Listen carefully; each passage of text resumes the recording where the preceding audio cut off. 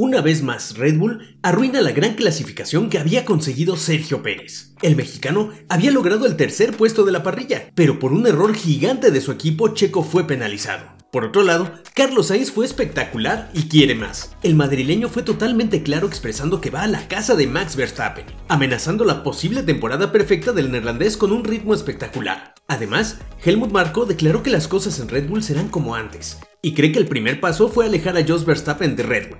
Con esto y más, ¡comenzamos! La tercera ronda de prácticas libres abría en el Albert Park con los comentaristas externando su opinión sobre el caso Albon Sargent. La Fórmula 1 es cruel y hay que tomar la decisión más correcta. Quien abría la pista sería Piastri, que buscaba girar sin tráfico, y el niño de casa lucía ante las cámaras. Los cronos los abría Pérez con un tiempo de 1 minuto, 19 segundos y 206 milésimas, mientras Max reportaba problemas con los frenos. Aún así, mejoraba los tiempos de Checo y bajaba 6 décimas a la vuelta con 1 minuto, 18 segundos y 591 milésimas. Después Checo confirmaba que los Red Bull tenían problemas de frenos. Pero como lo hiciera su coequipero, a pesar de los problemas con el pedal, pintaba de morado los 3 sectores y marcaba 1 minuto, 17 segundos y 927 milésimas, recortando 6 décimas. En el muro veíamos por fin sonreír a Horner. Los demás pilotos ya salían a pista, y Checo reportaba mejoría en los frenos. Luego Verstappen bajaba 4 décimas al tiempo del mexicano. Todo se perfilaba para que fuera una guerra de cronos entre toros. Sainz ya rodaba en pista, y de manera modesta se colocaba tercero. Producción nos mostraba a Sargent atento desde el pitwall, observando rodar a Albon con su monoplaza, y Checo se adjudicaba los minisectores morados de Verstappen, mejorando sus tiempos, pero al final, un primer sector un poco flojo hacía que quedara 50 milésimas debajo de Max. Un poco más abajo, Leclerc le peleaba la tercera posición a Sainz. Hay que destacar que estos tiempos se marcaban con gomas listadas en amarillo. Hamilton le exigía más a su W15 y lograba una quinta posición, pero Albon lo calmaba y lo bajaba a la sexta. Sainz se sentía confiado con su SF24 y le exprimía un fabuloso crono de 1.16 con 791 milésimas, el mejor tiempo hasta este momento del fin de semana. Toto Serio observaba cómo sus pilotos no podían mejorar sus tiempos y los peleaban con el único Williams en pista. Magnussen y Ricciardo peleaban la 9ª posición y Tsunoda los ponía quietos con una 8ª, superando de nuevo a Ricciardo. Hülkenberg le respondía a Tsunoda arrebatándole la 8ª posición. La guerra en la tabla media se estaba dando entre los Racing Bulls y los Haas. Adelante Leclerc casi pierde el tren trasero en la curva 13. Lo destacable era que los mejores tiempos se habían marcado con gomas medias, y del quinto en adelante todos calzaban gomas blandas. Por su parte Alonso peleaba con el tráfico, y Hamilton era informado sobre su posición y los tiempos. Currently P6, 1.3 to Sainz. Where is all that time, man? 7/10 straight line. Hülkenberg solicitaba otro casco. Y la sorpresa la estaban dando los Haas, que se mostraban listos para pelear en tabla media. Magnussen se colocaba sexto sobre los Mercedes, y Ricciardo, el otro piloto de casa, no podía mejorar sus tiempos. Se le notaba algo frustrado, mientras Leclerc superaba a los Bulls y se colocaba segundo, y Alonso sexto debajo de Stroll. Después, Hamilton cerraba vuelta rápida metiéndose quinto, aún habiendo tocado la leca en la curva 11, y Leclerc quería mejorar sus tiempos, pero se quejaba del tráfico. Always the same, always. Never an exception. There's one thing that is certain, is that you get an Aston Martin at one point in the middle. Oh, big time. A partir de este momento, casi todas las escuderías empezarían a practicar sus tandas largas, con tanques más llenos. Hülkenberg se daba el lujo de pasar a 15 centímetros del muro, preparando la curva 9. Los tiempos marcados hasta el momento acomodaban a los equipos en pares de pilotos. Los 2 Ferrari sobre los 2 Red Bull, seguidos de los Mercedes. Luego, los 2 Aston Martin y Piastri colados sobre los 2 Haas. Albon era el piloto que menos había rodado, y seguía con simulacro de vuelta rápida, por lo que lograba intercalarse entre los 2 Mercedes y los Aston Martin en séptima posición. El piloto británico-tailandés se quejaba de la adherencia. Parecía que esta pista se les estaba dando bien a los Haas y a los Williams. Piastri todavía rodaba descargado y le reclamaba la séptima posición a Albon. Vueltas más tarde volvía a intentarlo y pintaba de morado el primer sector. Eso le bastaba para superar a los Red Bull y colocarse tercero con gomas blandas. La posición lograda se la informaban desde su muro. Is P3 currently, purple sector 1. It's amazing what happens when you stop being an idiot in turn 1. Norris trataba de mejorar sus tiempos, pero no lograba superar a su coequipero, anotándose una séptima posición, superando solo a la dupla de Mercedes. Russell se quejaba de la posición en la que lo sacaban a pista. Guys, I always find Lewis has shit points in the track. Every time. Y faltando 12 minutos para el final, Hamilton se olvidaba de las tandas largas y marcaba un muy buen tiempo, que le colocaba en segunda posición a tan solo 15 milésimas de Sainz. Esto iniciaría una vorágine de vueltas donde todos buscaban mejorar tiempos, olvidándose por completo de las tandas largas. Russell se colocaba tercero separando a los Ferrari, los Haas peleaban entre ellos y Leclerc se defendía, pero le alcanzaba para una tercera posición. Y Verstappen se quejaba de las llantas.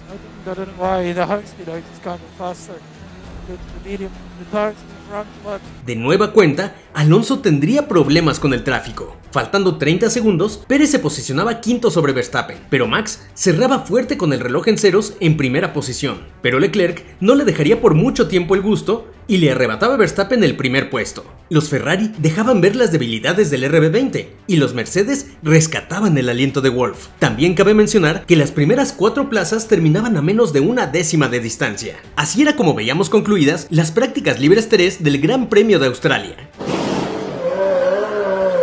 En nuestra primera sección de noticias, el asesor austriaco de Red Bull, Helmut Marko, declaraba: "La calma vuelve a Red Bull". Y Jos Verstappen sigue alejado del equipo. ¿Será la verdadera paz? En declaraciones a los periodistas el jueves en Melbourne, Max Verstappen parecía más conciliador con su equipo que en el pasado reciente. El campeón del mundo dijo que está contento con el equipo y satisfecho de completar su contrato, que expira a finales de 2028. Muchos han relacionado este cambio de actitud de Max con las intensas conversaciones mantenidas en Australia con el director del equipo, Christian Horner, y con el manager del piloto, Raymond Vermeulen. Ha habido rumores desde muchos sectores sobre una especie de pacto de tregua alcanzado dentro de Red Bull. Marko está tranquilo y confirmó estos rumores para Sky Deutschland. Afortunadamente las cosas se están calmando. Al final todo volverá a ser como antes. Jos Verstappen debería haber estado en Melbourne, pero luego decidió mantenerse alejado del equipo. En otra nota, también te comentamos que Wolff llama a Verstappen. Tiene que decidir entre el coche y los valores. Ni a Jos ni a mí nos gustan las tonterías, declaraba Wolff seduciendo a Verstappen, y provoca a Red Bull continuando su coqueteo con Max. El team principal austriaco sabe que en Red Bull la calma es solo temporal y que la lucha interna por el poder sigue latente. Por eso busca aprovechar cualquier oportunidad para atraer al campeón y desestabilizar a sus rivales. En sus declaraciones recientes, Wolff trató de convencer a Verstappen de unirse a Mercedes en 2025, mientras provocaba sutilmente a Red Bull. En una entrevista con el periódico holandés The Telegraph, expresó: "Estoy esperando. Hace unos meses nunca esperé poder decir esto. No quiero especular demasiado sobre sus pensamientos ni presionarlo. Tal vez el ambiente en Red Bull no sea el ideal en este momento. Max, Jos y Raymond tendrán que decidir qué es más importante para ellos. ¿El coche, los resultados o los valores del equipo?". Wolff destacó su relación con Jos Verstappen y su enfoque en los valores claros. "Jos y yo tenemos la misma edad. Lo más importante es que a ambos no nos gustan las tonterías", añadió el director de Mercedes, y reflexionó sobre los errores del pasado y la importancia de tomar decisiones correctas en el futuro.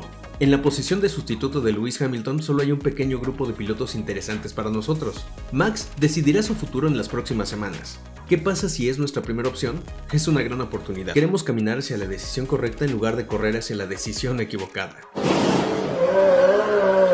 De vuelta en las actividades del Gran Premio de Australia, las sesiones de clasificación iniciaban.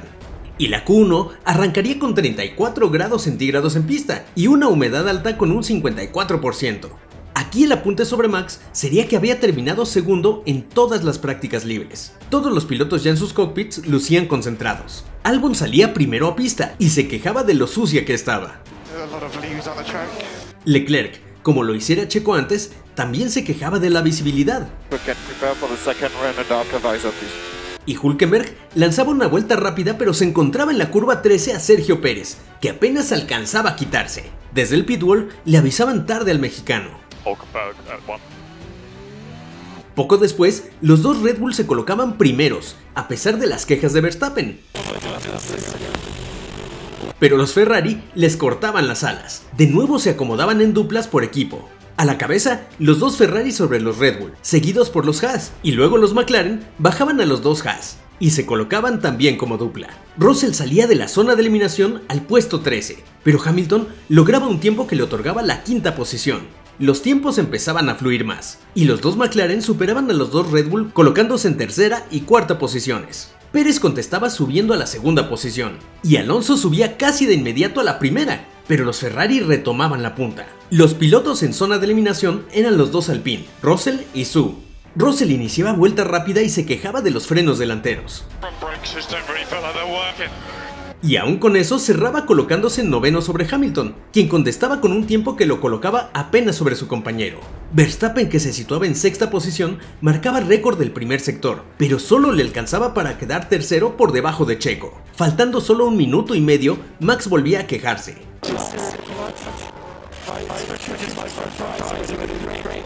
A 10 segundos Ricciardo se salvaba y descendía a Gasly. Ya con el crono en ceros, Ocon se salvaba descendiendo a Magnussen, pero a Ricciardo le borraban el tiempo de su última vuelta por límites de pista. Bueno, a Ricciardo le sacaron el tiempo. Y salvaba a Magnussen. Al final, los eliminados serían Hülkenberg, Gasly, Ricciardo y Zhou.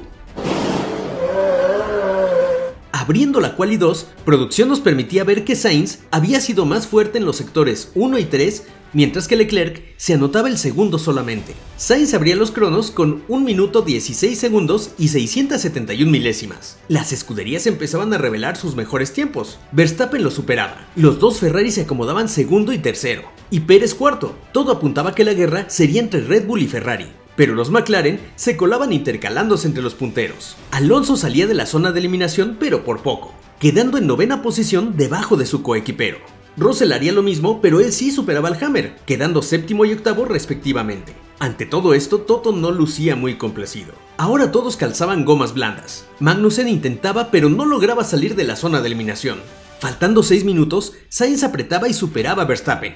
Pérez, de la sexta posición, cerraba solo subiendo 2 posiciones a la cuarta, y Leclerc ascendía a la tercera. Alonso, que se encontraba al borde del precipicio, se protegía ascendiendo a la séptima posición, empujando a los Mercedes y a su compañero hacia abajo. Magnussen seguía intentándolo, pero no lo lograba al igual que Bottas. Con el reloj casi en ceros, Tsunoda se protegía ascendiendo a octava posición en el último segundo. Stroll estaba a punto de ser eliminado, pero lograba una buena vuelta que lo colocaba en octava posición, y descendía a Hamilton a la zona de eliminación. El británico, entrando a boxes, preguntaba a su muro, pero solo recibía malas noticias. Bueno, ahí dice, ¿estamos seguros o no? Los eliminados en esta etapa serían Hamilton, Albon, Bottas, Magnussen y Ocon. Toto maldecía mientras ingresaba el monoplaza de Hamilton al garage. En un gráfico similar al del inicio, apreciábamos que así como Sainz, Russell sería más fuerte en los sectores 1 y 3 sobre Hamilton, que solo había dominado el segundo sector. Ya después, antes de arrancar la ronda 3 de clasificación, pudimos apreciar un gráfico donde se nos mostraban los segmentos de pista dominados por Verstappen y por Sainz, donde apreciábamos que Sainz era más dominante en las curvas de baja y media velocidad, mientras Verstappen dominaba solo por la velocidad punta en los sectores rápidos. Este era el momento en que las escuderías tendrían que destaparse por completo. Sainz venía dominando las 2 anteriores clasificaciones, así que esperábamos un verdadero agarrón entre Ferrari y Red Bull. Faltando 10 minutos todavía no se marcaban tiempos. Sainz abría los cronos con 1:16.331. Russell se colocaba segundo, pero le duraba poco el gusto, porque Leclerc lo bajaba a la tercera posición. Los Red Bull iniciaban fuertes, y Verstappen se colocaba en la punta con 1 minuto 16 segundos 48 milésimas. Checo marcaba récord en el segundo sector, pero solo le alcanzaba para una cuarta posición por debajo de los 2 Ferrari y sobre los 2 McLaren. Alonso quería ascender del noveno puesto, pero entraba muy pasado a la curva 6 y libraba el muro por poco. Piastri también entraba a boxes y solicitaba revisar el fondo plano de su MCL38. Esto era porque los pilotos, al exigirle más a los monoplazas, arriesgaban más en curvas y pisaban de nuevo los pianos. Faltando 5 minutos todos entraban a sus respectivos garajes. Saldrían faltando 4 minutos, y Stroll abría vuelta rápida y cerraba en octava posición. Faltando 2 minutos, todos iniciaban su última vuelta y la oportunidad de ascender en la tabla. Verstappen mejoraba su tiempo siendo el primero en romper la frontera del 1:15, y Checo se colocaba segundo solo 3 décimas abajo. Pero Sainz cerraba fortísimo, bajando a Pérez a la tercera posición. Leclerc intentaba mejorar sus tiempos, pero el auto se le deslizaba en la curva 12. Alonso también lo intentaba, pero no mejoraba cronos. Las posiciones resultantes serían Alonso décimo, Stroll noveno, Tsunoda octavo, Russell séptimo, Piastri sexto, Leclerc quinto, Norris cuarto, Checo tercero, Sainz segundo y Verstappen en la pole position. Pero todo lo anterior cambiaría de manera drástica, gracias a una penalización. Con esto, iniciamos nuestro segundo bloque de noticias. Sergio Pérez, piloto de Red Bull Racing, estuvo a solo una décima de diferencia de tomar la segunda posición para la parrilla de salida, pero perdió ante el Ferrari de Carlos Sainz, quien dominó la Quali 1 y la Quali 2. Pero su calificación dio un giro inesperado. El piloto de Red Bull ha sido sancionado con 3 puestos menos en la parrilla de salida por obstaculizar a Nico Hülkenberg en la sesión de clasificación 1. Checo estaba en una vuelta de calentamiento para su primera tanda de la Quali 1, cuando Hülkenberg, en plena vuelta lanzada, se encontró con él en la curva 13, la penúltima curva lenta del circuito. El mexicano fue avisado muy tarde por su ingeniero de carrera de que el piloto de Haas estaba detrás de él, mientras Checo se centraba en preparar su vuelta rápida.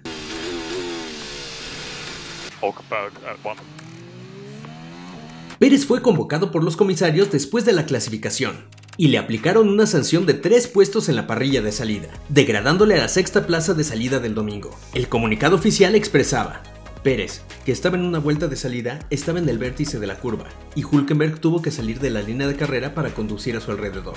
Hülkenberg se vio obligado a levantar el acelerador y frenar antes de tiempo en esa curva. Al revisar el audio del coche de Pérez, los comisarios observaron que el equipo estaba centrado en el coche de adelante de Pérez que acababa de frenar, y no avisó a Pérez de que Hülkenberg estaba detrás de él a 1 segundo de distancia, y le avisaron demasiado tarde para evitar obstaculizar a Hülkenberg. El comunicado prosigue diciendo: aunque los comisarios aprecian la situación dinámica a la que se enfrentaban el equipo y el piloto durante la sesión Q1 que fue descrita en la audiencia, los comisarios consideran que Pérez impidió innecesariamente el paso a Hülkenberg y emiten una pérdida de 3 puestos en parrilla, consistente con casos anteriores. Por su lado, Hülkenberg consideró que el incidente le costó unas décimas, ya que no pudo salir en la Q1, tal vez, porque esa vuelta creo también fue mi primer 1.17, y costó unas décimas. Dijo después de clasificarse 16º, un puesto por detrás de su compañero Kevin Magnussen, que sí pasó a la Q2. Creo que estaba durmiendo la siesta mexicana, no estaba mirando por el retrovisor. Diría para rematar el piloto de Haas: debido a esta penalización, Pérez ahora parte del 6º lugar, y quienes estaban detrás de él ganarán una posición. Es indignante. Una vez más, la incompetencia de Hugh Bear, su ingeniero de pista y el equipo de estrategias en Red Bull le ha costado caro al piloto mexicano una vez más. ¿Hasta cuándo el equipo va a seguir arruinando las oportunidades de Checo? Es simplemente inaceptable. Este error infantil demuestra una falta de concentración alarmante. Pérez merece un equipo con su talento y dedicación, no uno que lo deje en situaciones como esta una y otra vez. Es hora de que Red Bull tome medidas serias y se asegure de que este tipo de errores no vuelvan a ocurrir. Ya sucedió en Las Vegas el año pasado. Así es que Checo, de nueva cuenta, se verá forzado a remontar para conseguir una segunda posición idealmente, ya que la distancia con Max no le permitirá competir por la victoria, en esta que era la mejor y más cercana oportunidad que Sergio había conseguido en lo que va de la temporada. Ahora las noticias las remataremos con las declaraciones de Sainz respecto a su grandiosa segunda posición.